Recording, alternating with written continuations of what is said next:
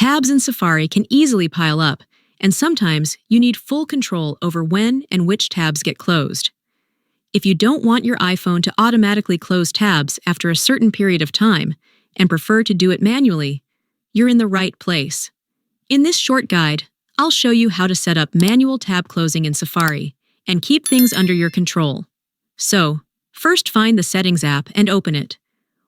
Once you're in the settings, scroll all the way down. At the bottom of the screen, you'll see the Apps section. Tap on it. In the Apps section, you'll see a list of all installed apps on your phone.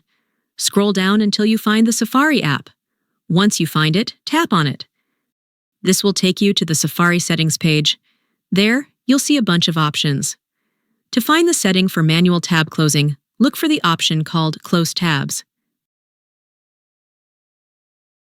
Tap on it. Once you open it, you'll see several choices: after 1 day, 1 week, 1 month, or manually. Choose manually so that your tabs stay open until you decide to close them yourself. Once you've selected that option, you're all set. Safari will now keep all tabs open until you manually close them. This is the perfect solution if you like having full control over your tabs and don't want anything to be deleted automatically. And that's it for this video. I hope you found it helpful.